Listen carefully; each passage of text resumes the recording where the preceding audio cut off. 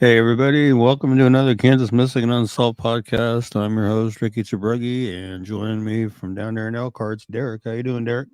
What's up, buddy? How you doing? Oh, same old, different day. Same old, huh? Yeah, I see they made a fifth arrest in Victoria, and can't think of the other gal's name; just escaped me. Jillian? Jillian, that's it. In their case, a fifth arrest, which Yeah.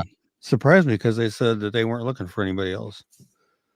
Well, the whole thing was odd to me, man, how they released those four affidavits right off the bat, and the reason they released them is because they wanted the public to know why they were not going to be bonded out. They wanted the public to know that the state had quite a bit of information that painted them as bad people, Mm-hmm. But that being said, like when we read we read that affidavit live on the air. Norm read it and kind of explained what it meant.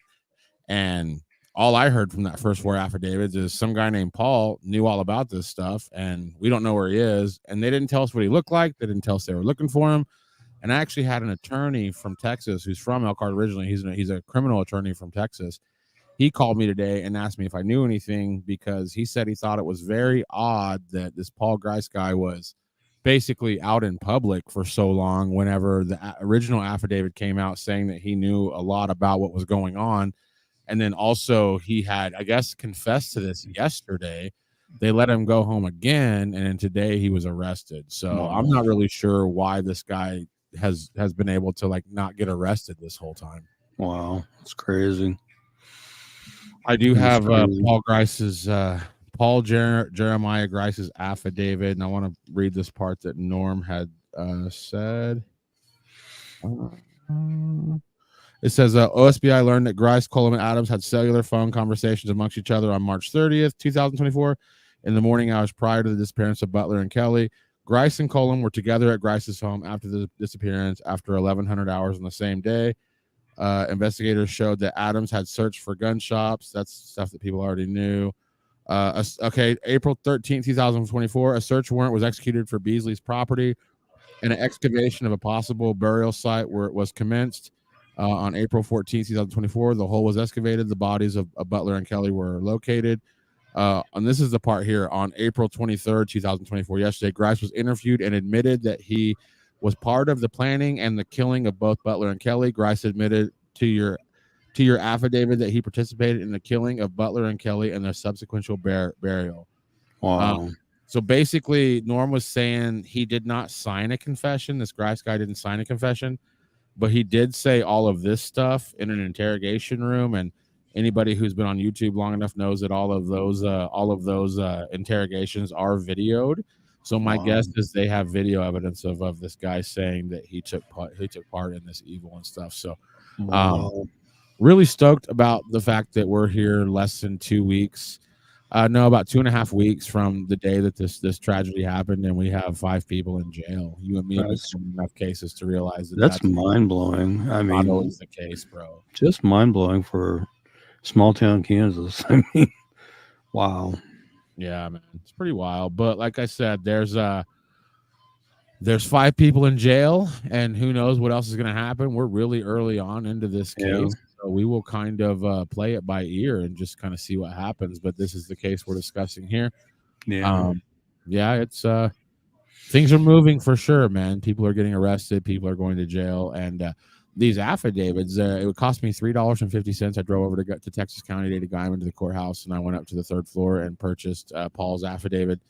So it's kind of crazy how, like, I don't think the public I don't know. Now, again, I do own Back Home Media, and they did allow me to sit in the press area during the court thing. So I don't consider myself media because I'm just Derek, but I don't know if everybody has access to the stuff that we've been getting, but we've been able to go in there and just purchase this stuff from Texas County to follow along. And the main reason Back Home Media is even following this case and reporting on it is because we feel like with all of News Nation, Fox, CNN, all these big conglomerates here in town, parking downtown, interviewing people and stuff, we feel like it's important to have people here that live here, trying to just let everybody know what is fact and what is fiction, because sadly a lot of news outlets will just report anything that they that people tell them, and that can be Right.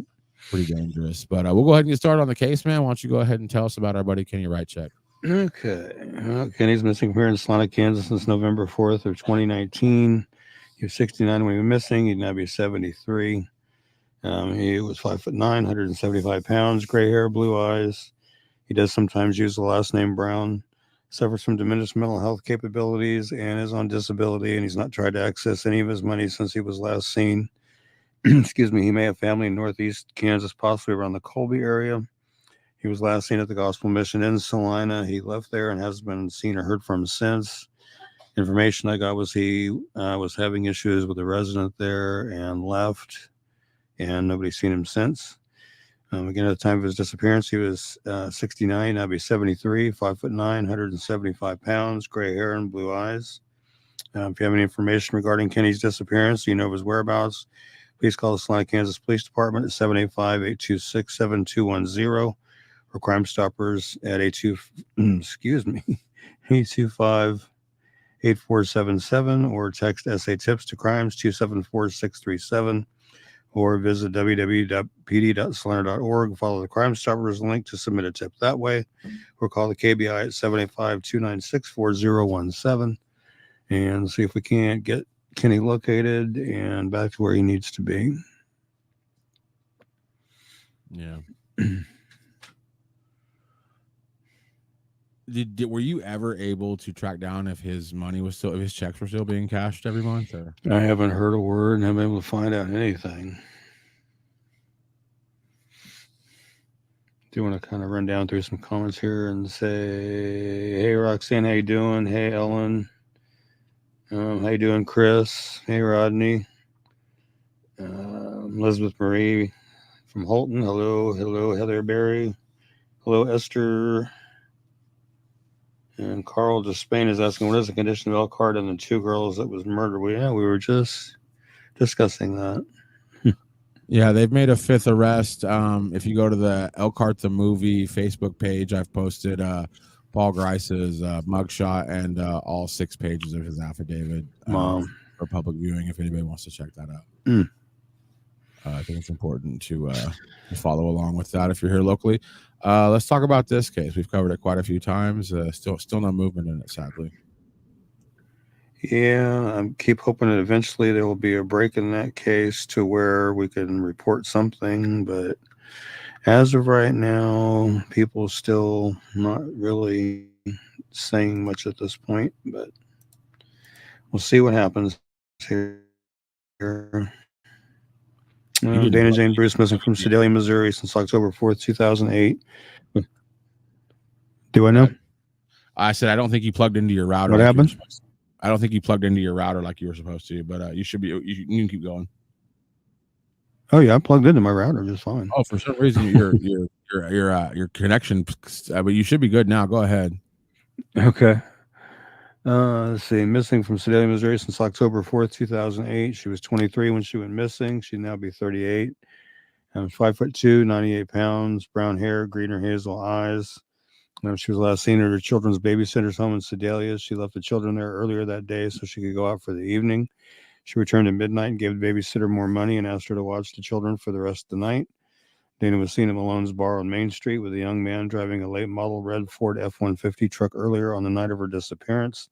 She left with the man at 11:30 p.m. Police identified the man Dana was with on the night she vanished. He traveled to Atlanta, Georgia after her disappearance, and police questioned him about Dana after he was arrested there on unrelated charges of marijuana possession and driving on a suspended license. Authorities have not named him publicly, but they are calling him a person of interest in her case. Told his questioners that he and Dana parted ways after they left the bar, and he never saw her again after that. She left all of her belongings behind, including her hairbrush and toothbrush. She does not have credit cards, debit cards, checking account, cell phone, or a car. And at the time of her disappearance, she was 23. She would now be 38. She's 5'2", weighs 98 pounds. She has brown hair that was colored brown at the roots and black at the ends with red highlights and green or hazel eyes. Dana was last known to be wearing a black shirt with the word Rebel and silver lettering on the front and blue jeans. She has a tattoo of a teddy bear with wings and the name Dylan on her upper left arm. She is blind in her left eye. She has a 2-inch scar along her lower spine and a staple scar on her right shoulder. Her ears are pierced one time each. If you have any information regarding Dana's disappearance, you know her whereabouts, please call the Sedalia, Missouri Police Department at 660-827-7823 or 660-826-8100 or the Missouri State Highway Patrol at 573-526-6178 or their toll-free number 866-362-6422 and see if we can't get Dana located and back to where she needs to be there.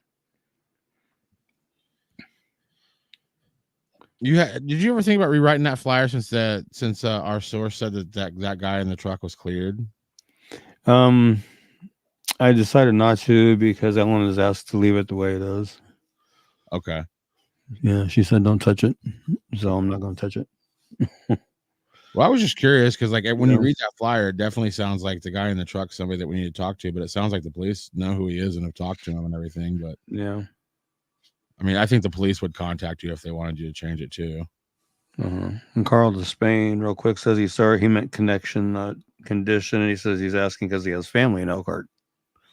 Oh, I don't know the connection between Grice and the victims. I just know he was friends with, looks like Tad Cullum and maybe everybody else that was in the perpetrator side. Yeah. But it is odd that he's just now getting arrested, and they released his name in that first affidavit over a week and a half ago. So yeah, it blows my curious mind. to know how he's evaded being incarcerated this whole time, but he is incarcerated now. Right. Here's another case where we do have an arrest made. They do believe that somebody has done something malicious to Alexander, but again, we do not have closure as far as where Alexander's whether he is or his remains. But Ricky's gonna tell you all about him. I keep hoping. And see, Alexander Perez missing from Ulysses, Kansas since December 1st, 2020. He was 35 when he was missing. He's now be 38. He's 5'11", 235 pounds, black hair that he shaves, nearly bald, and brown eyes. He contacted a family member via telephone on December 1st and said he'd be coming over to do some laundry. He never arrived at the family member's home in Ulysses, and he's not been heard from or seen since that time. Alexander had been staying with family and friends prior to his disappearance. It's believed that Alexander may still be in the local Ulysses area, or he may be in the Garden City, Kansas, and surrounding areas. At the time of his disappearance, he was 35. He's now 38. He's 5'11", weighs 235 pounds, has black hair that he shaves nearly bald and brown eyes, has a tattoo of a bumblebee on his face underneath his left eye. He has Perez tattooed on one of his arms. He has a tattoo of a cross on a chain across his chest. If you have any information regarding Alexander's disappearance or you know his whereabouts, please call the Grant County, Kansas Sheriff's Office at 620-356-3500 or the Ulysses, Kansas Police Department at 620-356-4600 or the KBI at 785-296-4017 and see if we can't get Alexander located and back to where he needs to be. And hopefully, I know his family's, they're still looking high and low. They're still wanting answers. And again, the gentleman that was arrested was a gentleman named Oscar Corrales, 44, of Garden City, on a warrant for second-degree murder connected to the death of A.J. Perez. He was also arrested for racketeering, possession of meth with intent to distribute, possession of drug paraphernalia, and theft. And those charges were based on an investigation by Garden City Police Department and the Finney County Sheriff's Office. So, wow.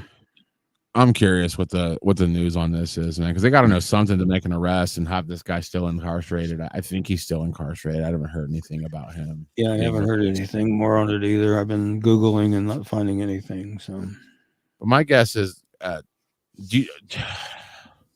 you have not been told to change it to like unsolved homicide, right? Like they still, no.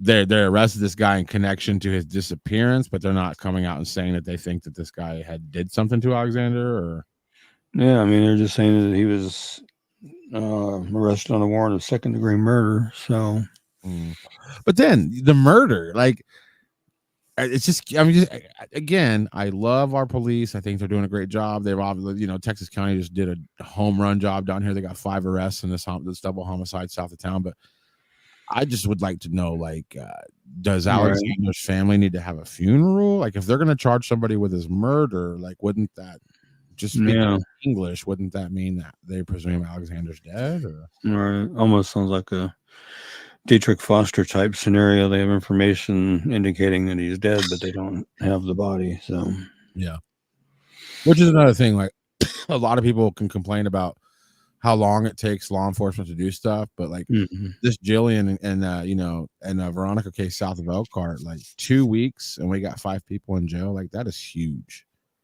That is a huge amount of movement for a case, considering the ones that we cover every week, and there's just no resolution. Looks like we have a governor's reward here on this one. Go ahead and read this one, Rick. Okie dokie. And I did put that Yulia Larison in there for tonight's show because there has been some movement in her case too. So I thought it was relatively interesting. This is Gina Bridget Cyphers. This is an unsolved homicide here in Salina, Kansas. She was 24 years old with an infant son, and by all accounts, Gina Cyphers was a loving mother and a good person. December 28th, 1995, Gina dropped off her 15-month-old son at a daycare program called Morning Out for Moms at a Salina church. When she didn't return for a couple hours later, daycare called Gina's boyfriend at work. He went to the mobile home they shared and found Gina brutally murdered. The baby was suddenly without a mom, and the police were left with a case that has proven to be a tough one. It's still unsolved to this day, so it's pretty tough. It was a crowded mobile home park in the heart of the city with trailers that were close together. It's no longer even there. It's just nothing but a big empty lot now. The violence happened sometime between 9 a.m. and noon. Still, all these years later, Gina Cypher's murder remains unsolved. Initial newspaper reports said she was stabbed, but police are still keeping a lot of details secret. They say there have been a lot of leads that have gone nowhere. If you have any information on Gina's death, please call the Salina, Kansas Police Department at 785-826-7210 or call Crime Stoppers at 785-825-8477 or text SA Tips to Crimes 274-637 or go to www.pd.salina.org and follow the Crime Stoppers link to submit your tip. You may receive a cash reward of up to $1,000 and you're not required to give your name. Or call the KBI at 1-800-572-7463. And there is a governor's reward of $5,000 available for the arrest and conviction of the person or persons responsible for Gina's death. So let's see if we can't help get some justice for her and her family. Yeah. Those rewards are awesome. I wish every flyer had her governor's reward. Oh, I know. That'd be cool. And my brother's watching. He said, "No, YouTube should be going to YouTube. It's on the destinations for both you, my YouTube and Derek's YouTube. So it should be on YouTube somewhere. Should be. Check the lives, not the videos. Oh yeah, I hate that YouTube has like a live section. Just show me all the videos, bro. Who cares if it was live or pre-recorded? Mildred Hawks, Salina, Kansas, your city. Yep, another unsolved homicide from here in town. This is Mildred Hawks. It was October 31st, 1987. Mildred was found, she was 85, found deceased outside her residence at 919 North 7th Street in Salina by a passerby. The passerby said that the front door was left open and a screen had been pried from a south basement window. Salina police surmise an intruder broke into Mildred's home late Friday, October 30th, 1987, or on Halloween, 1987, October 31st, tied her up and raped her. Police said she freed herself, but moments later died of a heart attack in her driveway while trying to summon help from a neighbor. Police said phone lines to the home had been cut. No suspect or suspects have ever been arrested in connection with Mildred's murder.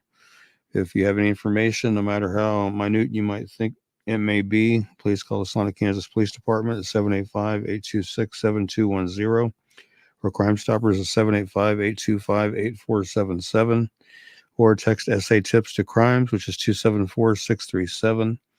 Or again, the website www.pd.salina.org and follow the Crime Stoppers link there to submit a tip, or the KBI at 1-800-572-7463 and see if we can't help get justice for Mildred and her family.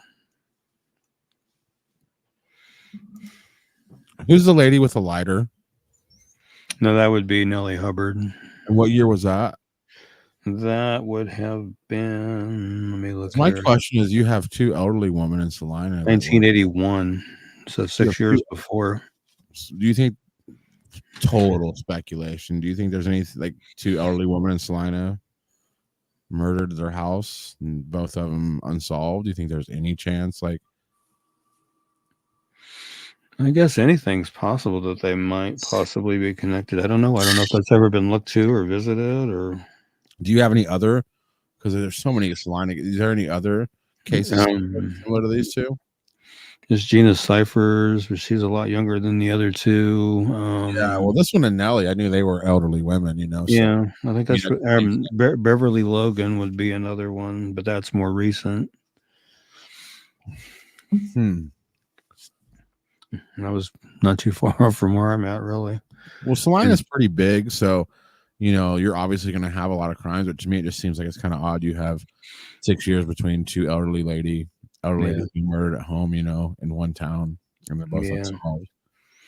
I say Beverly Logan would be another, but she was a lot more recent than these two. So, let's go ahead and talk about this. This is for those of you watching. The top left photo there is going to be gas station footage of Catherine Adam.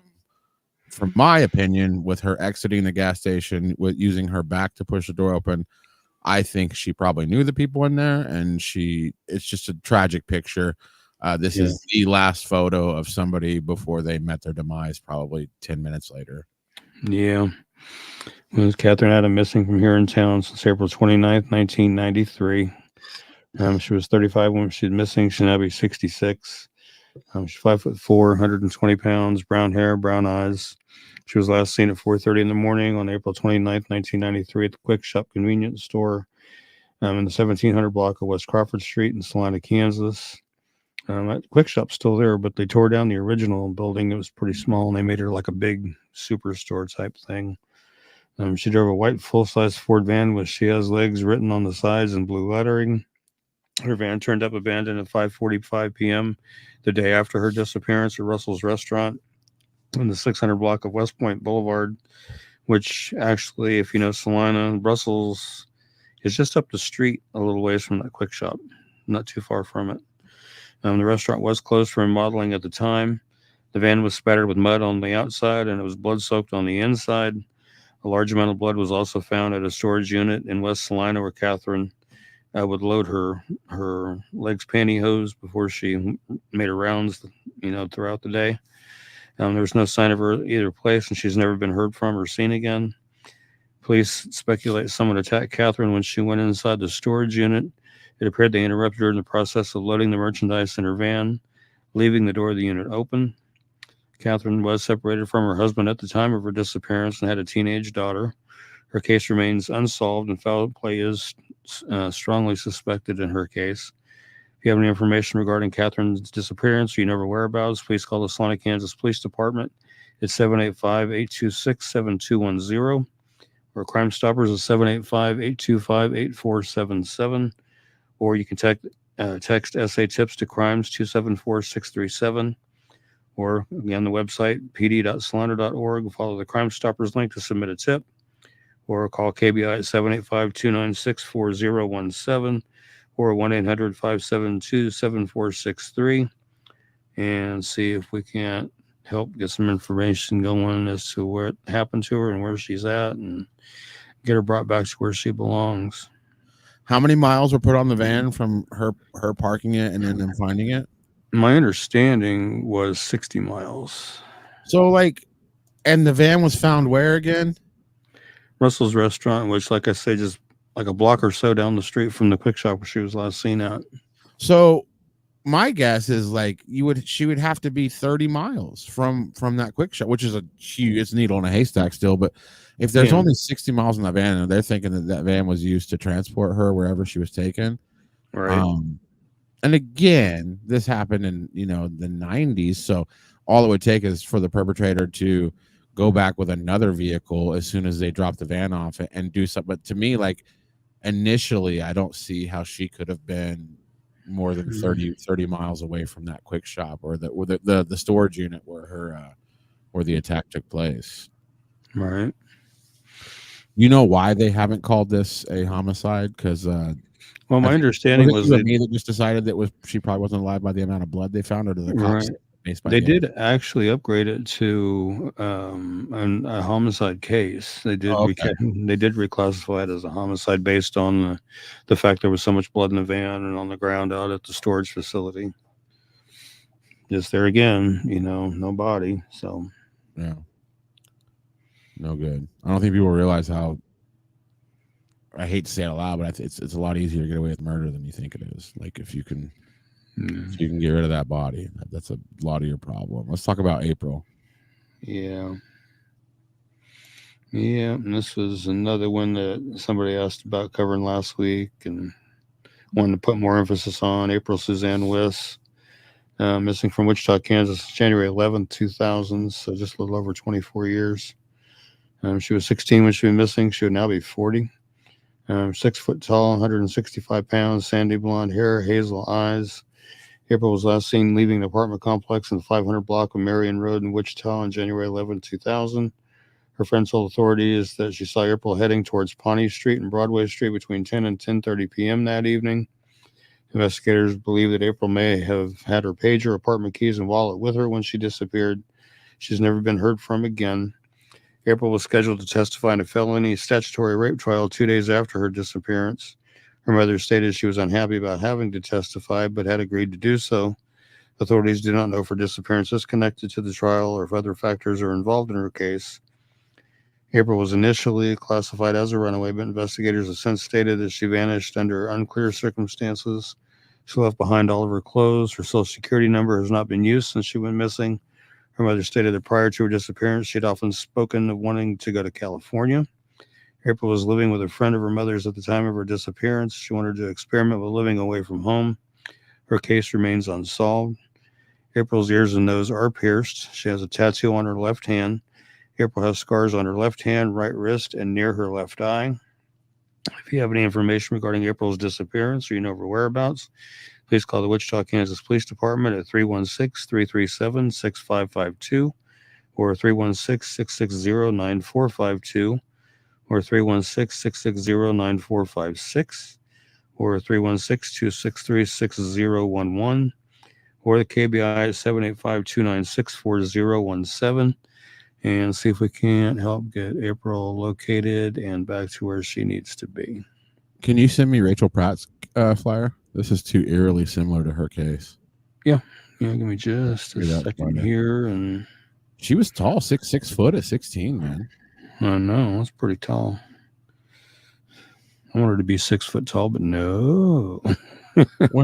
When Cake News came to my house, the cottage, 2 weeks ago to talk about that case, like they kept trying to they're just doing their job. They're nice people. There's nothing wrong with them. But they kept trying to get me to say something along the lines that Elkhart residents should lock their doors and do we feel unsafe? But Wichita, where they drove from, we're going to cover 5 missing children from Wichita. It's just what are you talking about? You literally just drove from somewhere where we cover Right. 5 cases a week, and where we don't know where this chick's been missing for 24 years. We don't know where she is, but Elkhart should lock their doors. It's come on, man.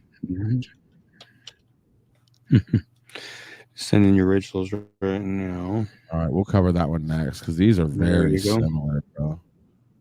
Okay, let me get this pulled up real quick. Yeah, I feel like these are similar, man. They both had the allegations, the statutory rape trials that were coming up and everything. So to me, these have and plus we're due to cover Rachel's case. We have not covered it in quite some time, and I do know that there's still no resolution on that. Go ahead and cover Rachel Pratt. Okay. Let's see. Rachel Pratt missing from Garden City, Kansas since January 16th, 1995. She was 15 when she went missing. She would now be 43. 5'7", 125 pounds, brown hair, brown eyes. Rachel was last seen watching a movie inside her family's residence in Garden City at approximately 1 a.m. on January 16th, 1995. She disappeared under suspicious circumstances and has never been heard from again. Rachel left all of her clothing and personal belongings at her home except for her coat. 5 days after her disappearance, some girls claim to have seen her talking on a payphone with her 18-year-old boyfriend. They say she left the phone with her boyfriend after asking the girls for a ride, then went into Dylan's grocery store. The sighting has not been confirmed, and her boyfriend denies having been with her after she vanished. Rachel was supposed to be a witness against her boyfriend, who was being prosecuted for unlawful sexual relations with her. Because Rachel disappeared before she could testify, the charges were dropped. They started dating when Rachel was 14 and a freshman. Her boyfriend was a senior. He was her first boyfriend. Rachel's mother found out she was pregnant after Rachel was arrested for attempting to shoplift a home pregnancy test from Walmart. She gave her statement to the police at that time. There's no evidence to indicate that Rachel had given birth. There is also no record of her ever receiving a driver's license, a copy of her birth certificate, or a social security card. She may have remained in Garden City after her disappearance. There have been no sightings of her in many years, but authorities remain hopeful that she is still alive. Rachel has 7 siblings. Her mother still is at the same address and has kept the same phone number.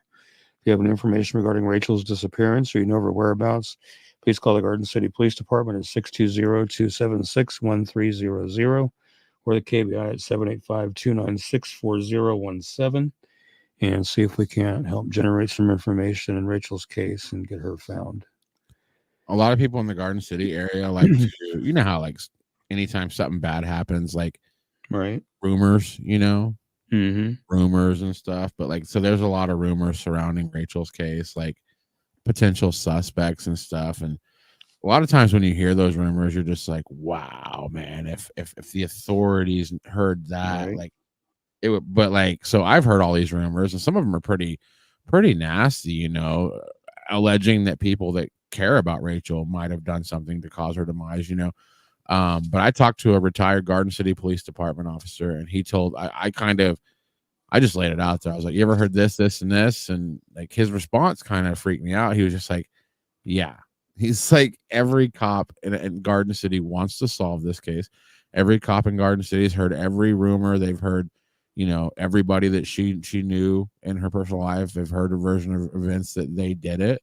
But you need evidence. You know what I Yeah. mean? Like at the end of the day, if you're just running your flaps about what you think might have happened or what makes sense in the movie, the script that you've written in your head of how you think things played out, yeah, unless you have evidence, it means nothing. It's a waste of time. Right. Like it's and I think it's also kind of crappy that all these people, you have lots of people in Garden City that are out spreading this information saying this is what happened. I know what's happened. It's like, well, then prove it. It's like put an end to this crap. It's been going on for Right. 30 years. Put an end to it, prove it. Don't just message people on Facebook Messenger at 3 a.m. and think that that's going to do anything. That's not going to do Right. anything. You know what I mean? Mm-hmm. And Trisha, thank you for the reminder. Please, everyone, share out the podcast so it can reach more people. Definitely, definitely. Thank you so much for that, Trisha. Yeah. Let's go ahead and talk about Gerald here. This is one that was brought to my attention the other day. Gerald June Luane Bruner, missing from Oklahoma City, Oklahoma, since August 10th of 2022. Was 42 when he went missing. He's now 44. He's 5'6", 150 pounds, black hair and brown eyes. Was last seen at his home in northeast Oklahoma City. Told his family he was going to travel to Houston to stay with family. Immediate family is unaware of anyone he could be associated with in Houston. He does have ties to Shawnee, Wawoka, Seminole, Holdenville, and Miami, Oklahoma. And at the time of his disappearance, he was 42. He's now 44. 5'6", weighs 150 pounds, has black hair and brown eyes. As far as he is half African American and half Native American. If you have any information regarding Gerald's disappearance, you know of his whereabouts, please call the Oklahoma City, Oklahoma Police Department at 405-231-2121 or Hunt's Investigative and Intelligence Services at 405-259-7474 and see if we can't help get Gerald located and back to where he needs to be. Coming up on 2 years. Yeah. In a few months. Yep. In a few short months, it'll be 2 years. That's always scary when you hit like I don't know month mark when you don't know. Yeah. So there's this new documentary on Netflix, and I watched it. And it's called like Love Stalker or something, and it's Hmm. basically, and spoiler alert, but basically like within 3 minutes of watching it, I knew who the culprit was, but they don't tell you until about 45 minutes into the movie like who the actual crazy person is, who the actual stalker is. But what Hmm. blew my mind is the actual person tried to blame it on somebody else. And Yeah. that somebody else was a mom, a single mom who had like young kids. And one day she disappeared and started sending weird text messages to everybody she knows. And like what weirded me out is like you're watching this documentary and it takes the authorities, her parent, everybody 4 years to be like, maybe this chick's dead and somebody just has her phone. Like that's scary, dude. A lady has not seen, she's a mother for 4 years, and like a crazy person can use their phone. Like to me, like if somebody I care about disappears and I start getting weird cryptic text messages from them, and within like the second message they won't FaceTime me and show me it's really them, I'm Hmm. gonna 100% assume my loved one is dead, and I'm gonna start trying to find where you're texting from. Like that doesn't happen. You know what I mean? Like to me, like what a letdown for this lady that it took 4 years for people to realize that maybe she didn't just ghost everybody she know and start talking completely different via text message and making threats to, you know what I'm saying? Yeah. Like you have to, like when you if you get, if somebody maims or murders you, like do you have to put an ad out in the paper like, hey, somebody like, wow, 4 years it took to realize that this chick was no longer with us? That's wild. Wow. That is wild. Wild documentary. Let's go ahead and talk about this case. Looks like we have Stephen James Bettles. We've covered this case before. Another Saline County. Yeah, in Saline County. Stephen James Bettles, September 15, 2009, Saline County. He was 38 years old. He was found dead from a gunshot wound shortly after 5 p.m. on September 15, 2009, by members of his family who were checking on his welfare. Stephen's body was found in a house trailer behind the main house on his property at 9041 East Shipton Road near I-70, just west of town of Solomon in eastern Saline County. Stephen, who had been employed as an over-the-road truck driver for Great Plains, is believed to have been killed 2 days before his body was found. When he failed to show up for work on September 15th, his employer became concerned and contacted his family, who found him the same day. No other details have been released on Stephen's murder, and no arrests have been made. If anyone with information regarding the murder of Stephen James Bettles is asked to call the Saline County Sheriff's Office at 785-826-6500, or Crime Stoppers at 785-825-8477, and see if we can't help get some justice for Stephen and his family. How many people do you think know what happened and they're just afraid to say something? Oh, I'm sure there's at least one. Yeah. And Trisha is saying, thank you for covering them. You're welcome, Trisha. And like I don't even get mad at people that know. Like there's like you said, every case we're covering that involves an unsolved homicide, there's lots of people that know exactly what went down, and your knee jerk reaction is to like call them cowards for not calling, telling on them. And but at the end of the day, if you know somebody took somebody's life, is that somebody you want to cross? And they know that that they know. You know what I mean? Like Right. that takes some cojones to go call somebody something that awful. But I hate seeing these flyers every week and knowing that there's probably a dozen people that could tell you exactly what happened that day. It's just they're scared. They're scared for their lives to mention it. Right. Definitely. This is Anthony Patrick Singali. Siniscali. Yeah, he was this another Salina case. He's been missing since August 17th, 1987. Was 36 when he went missing. He would now be 72. Jeez. That's unbelievable. 5'9", 160 pounds, black hair and brown eyes. And this is pretty strange too. Anthony was last seen by his family at Jerry Ivy Park in Salina on August 17th, 1987.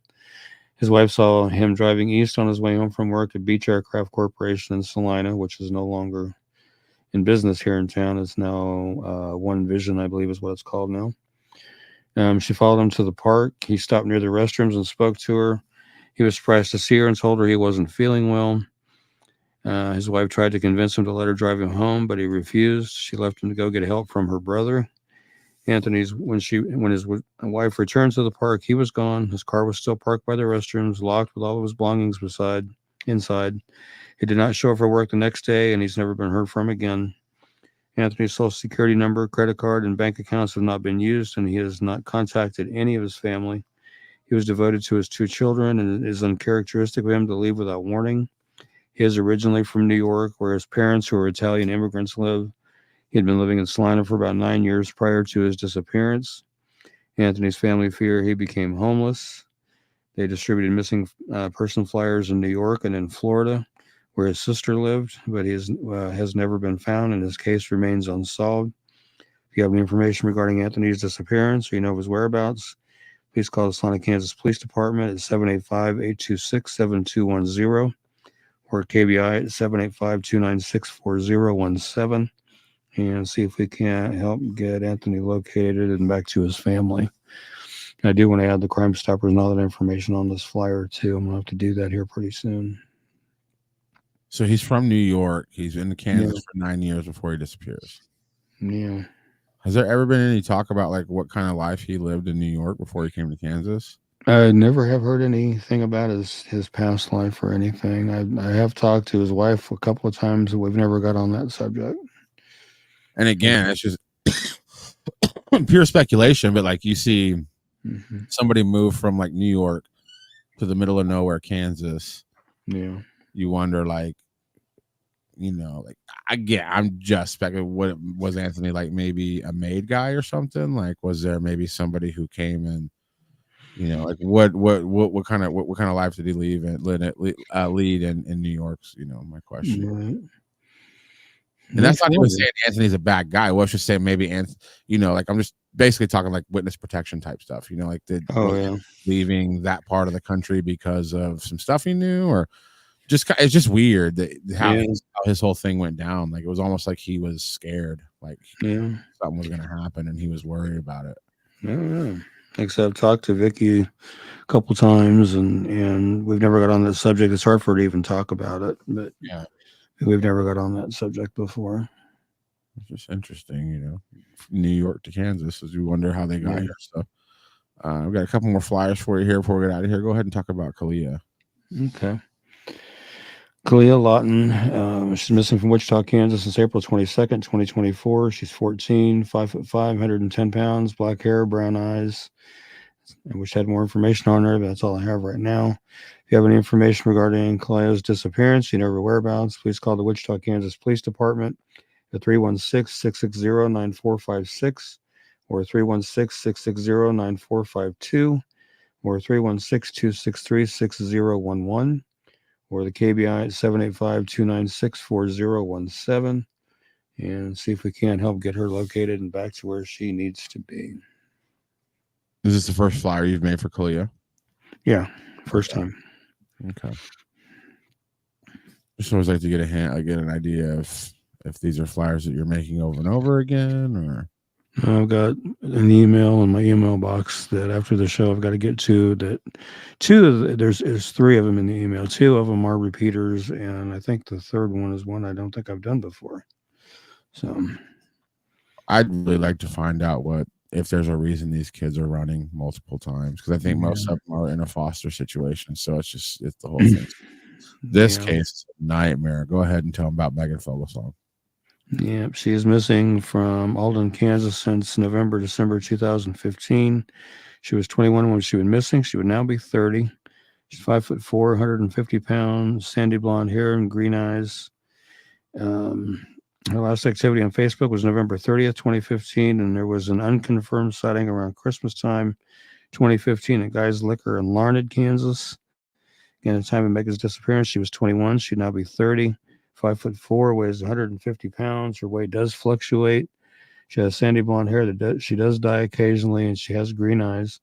She wears glasses, but does have contact lenses. She does have a tattoo on her left hip of a flower design pictured up there at the far right.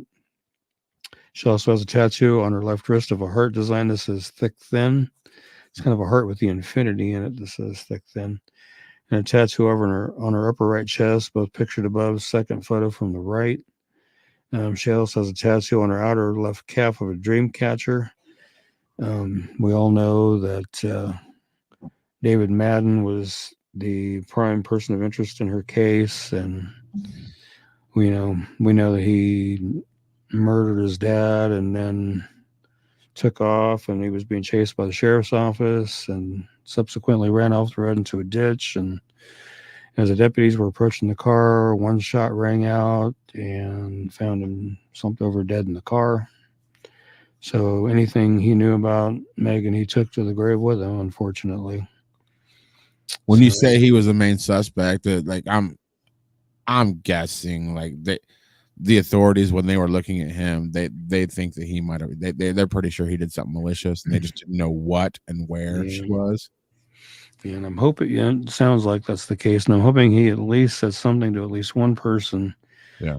and hopefully that one person will step up and say, "Hey, here's what I know." But Well, if knowing that anybody, the main suspect killed his dad and then went on a high speed chase, and then makes me wonder why he killed his dad. Do you think his dad may have known what he'd done, and he didn't want it known, so he killed his dad? I And mean, if you're gonna unalive yourself, what does it matter? Who knows? If you're gonna be out of the equation here in 10 minutes, like what does it matter yeah, if your dad knows? Like the whole thing is weird, man. But like, yeah, yeah, she's just a young girl.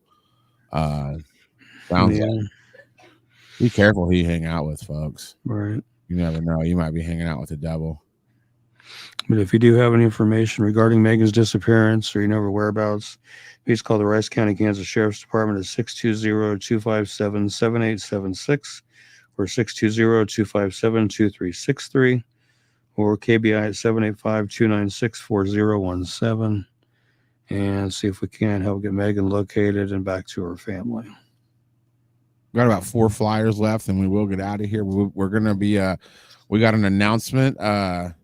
Fans of this show know that for years we did an alternating Tuesday Thursday thing, which was a nightmare. Yeah, Rick has got the word today that we are going to be able to do Wednesday night shows from here on out. So you can we'll be mark consistently Wednesday. 9:15 Wednesday nights.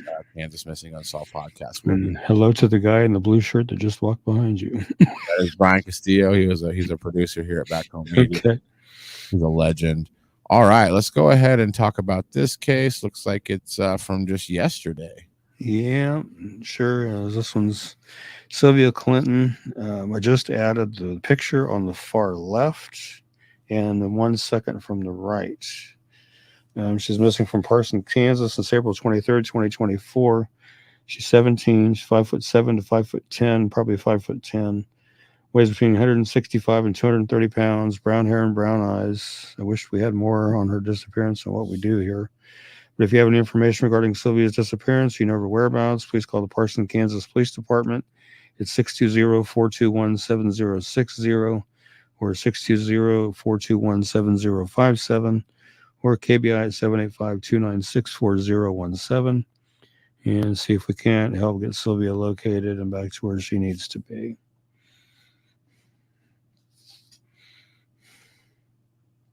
And actually, I did a flyer for her before, way back in December. So, and Karen says, "Sorry, I'm late. Were you able to cover April West tonight?" Yes, we did, Karen, cover April West tonight.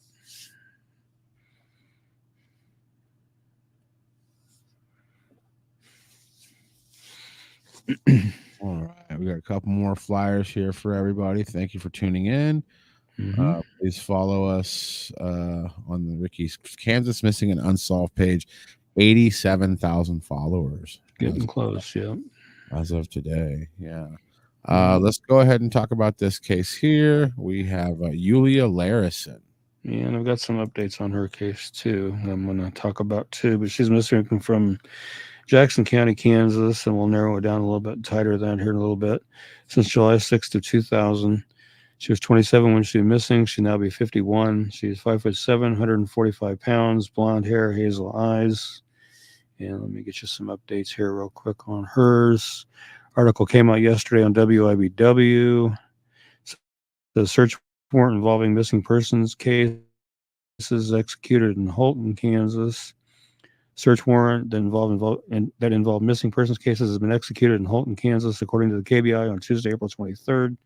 KBI and Jackson County Sheriff's Office executed a search warrant at a property in Holton, Kansas. The execution of the warrant began at 10:20 a.m. at 426 East 6th Street in Holton, Kansas. Investigation involves the 2001. Well, I have 2000, so I'm not sure which is. I've always seen 2000.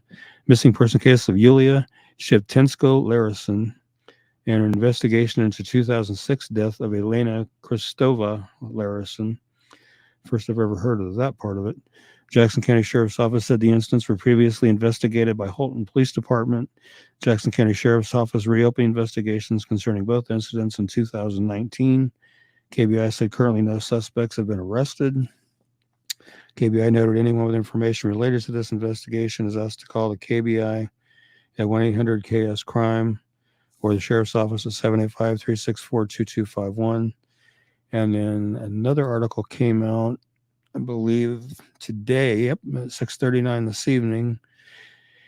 And it's headlined, Authorities Continue to Search for Evidence Related to a Death, Missing Person Investigation in Holton.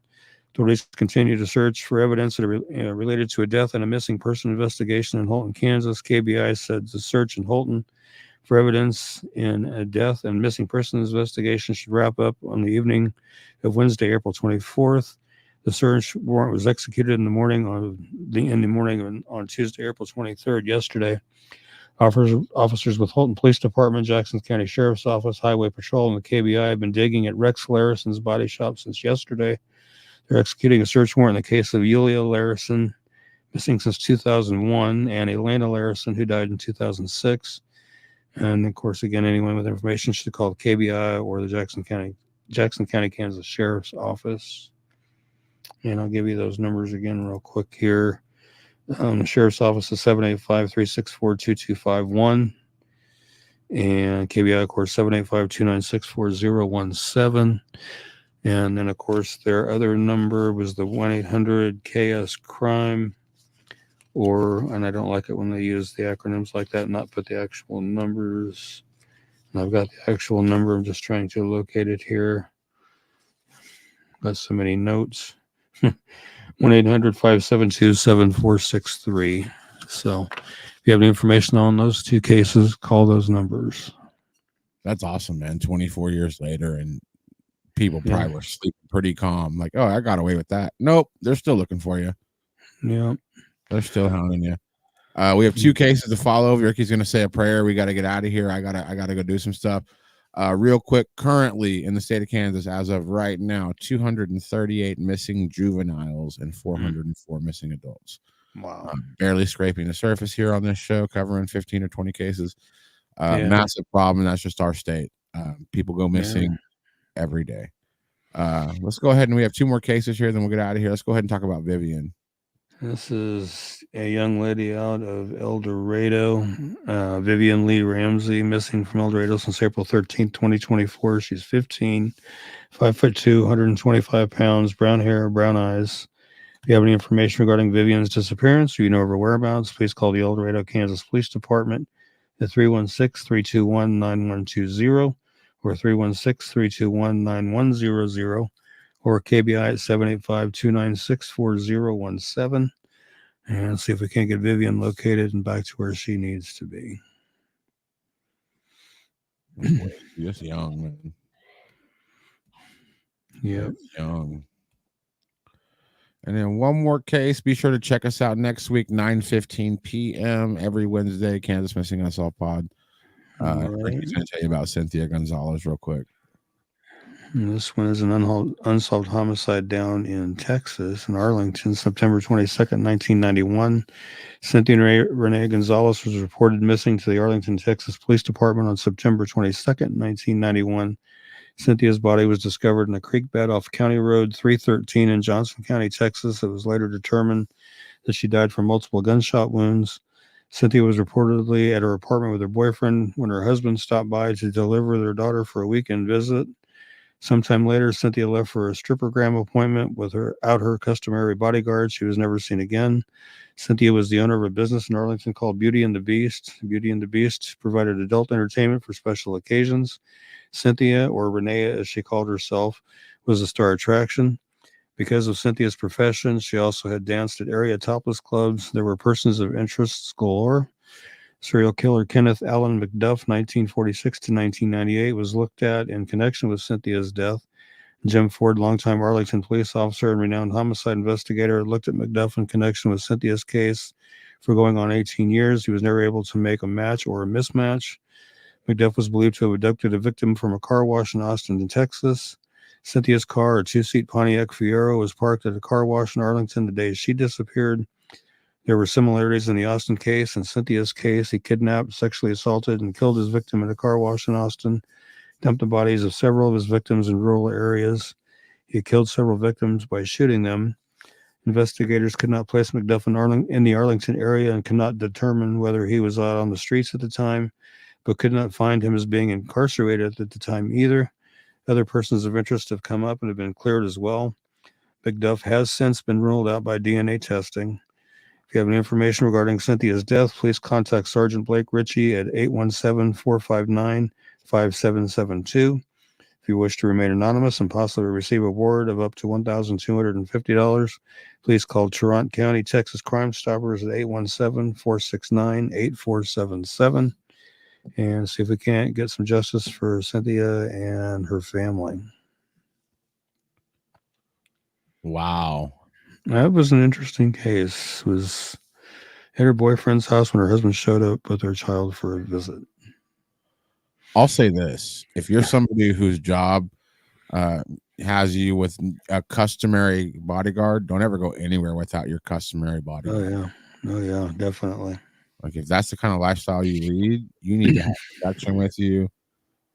Me and Norm just did a 45-minute gun safety talk with a guy who teaches a gun safety class. Like with what's going on, I think you gotta be careful, folks. There are literally wolves out there just waiting for people to make a mistake so they can do what they want to do. Ricky, I have to go, man. It is late. Okay. I want you to say a prayer, get us out of here, and then I'll give you a call here in a little bit. We can Okay.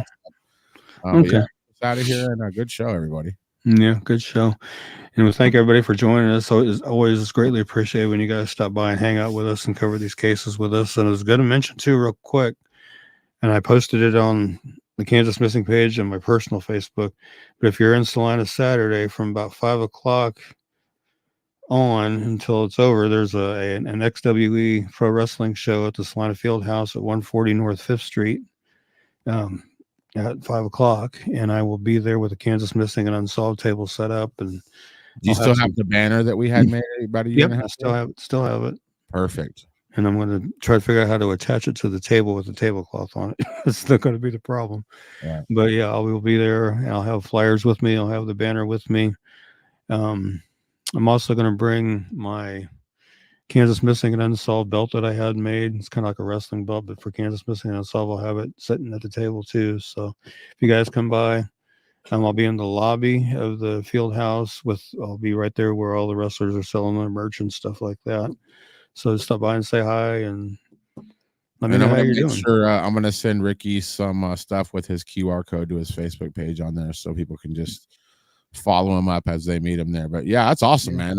Maybe we can head out that way. But yeah, give us a prayer, man. We'll get out of here, and we will see everybody Wednesday night at 9:15 for another edition of Kansas Missing and Unsolved podcast. Yep.